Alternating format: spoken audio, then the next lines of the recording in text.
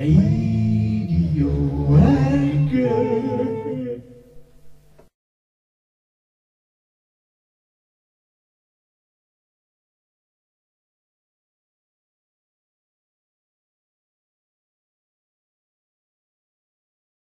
Well, welcome ladies and gentlemen to our half-hour slot of intimacy with famous people.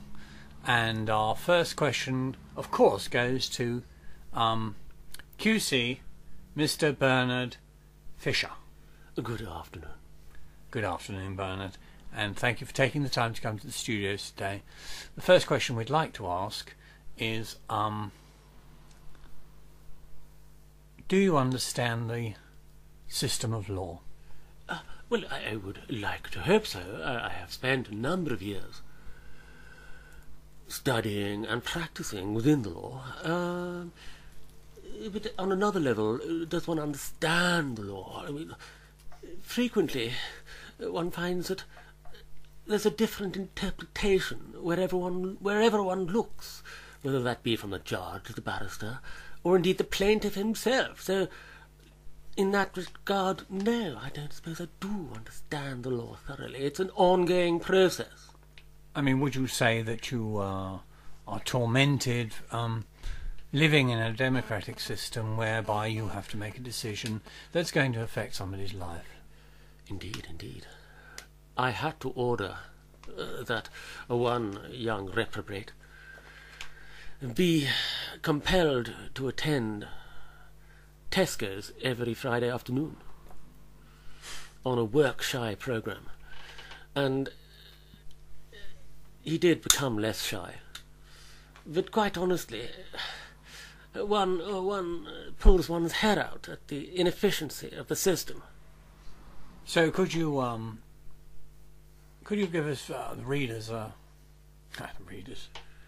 listeners, a visualization of the highlights of a courtroom day? Yes, indeed, yes.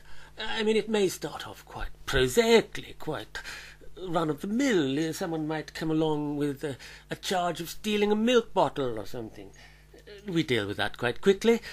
And then the fun comes when these absolute scum of the earth turn up, saying that they've been misrepresented, and they're murderers and absolute vagabonds and complete rogues, and I send them all down. I don't care what their excuse is. So, reprobates, the lot of them. Yes. And would you say that making those choices and decisions is difficult in a courtroom situation? Oh no, I can tell them a mile off. They've got a funny look about them, and they start off looking sullenly at the judge, and I say, can't you even stand up to give your evidence? And they don't respond, and I've made up my mind by that time. I don't care what the evidence is. They're going down, and they're going down for life.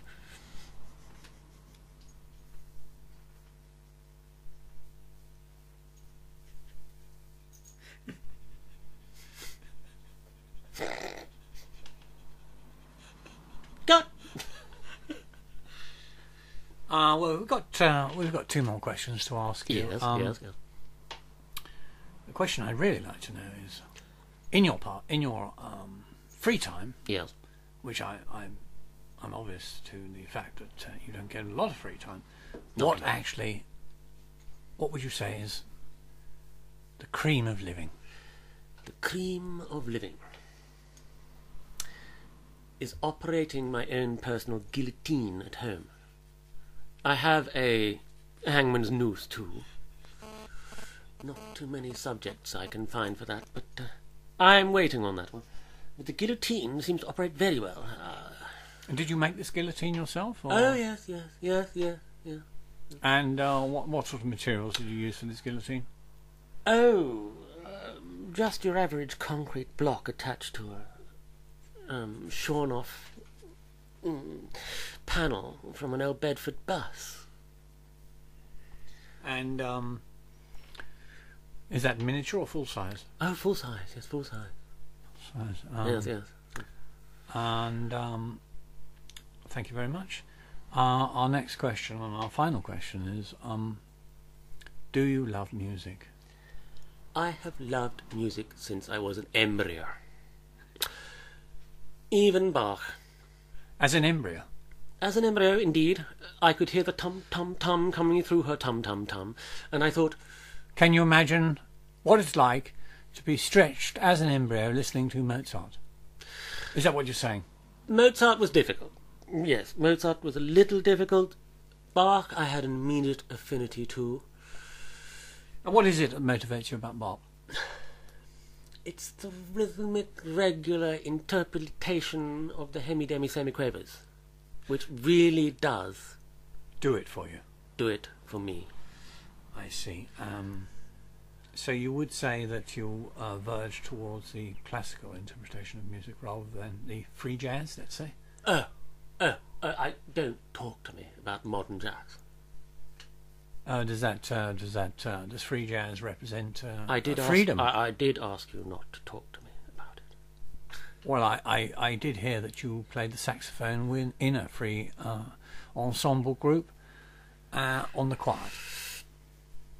Yes, well, now you've mentioned it, I did feel the need once to... And you did tour extensively in Amsterdam and Germany and East Germany in the 1970s, is that correct? We did, yes. And I believe you were called Fuck Off Batman. Fuck Off Batman, indeed, yes. This jazz fling was a complete aberration in my life, and I wish to apologise to the listeners right now for it, because I know it did nobody any good at all. Well, I correct me if I'm wrong, but I believe you had 3 albums that went platinum. Is that correct? They did go platinum. Yes. That was Fuck Off Batman, Here We Are. Fuck Off Batman, Here We Are Again, and Fuck Off I'm Batman. Yes, I'm Batman. Yes. Very popular for some reason, but I came to the conclusion that we were just puppets. Puppets. Could you enlarge on that? Puppets for the insatiable jazz audience that just demands and sucks up your very lifeblood. Are you talking about the free love aspect of the groupie scene? That's the hippies, isn't it? Hang on a sec. The free... I think you'll find there's free love in the free jazz circles. There might have been, but I didn't get there. Well, thank you very much, and thank you for coming into the studios. Thank you so much.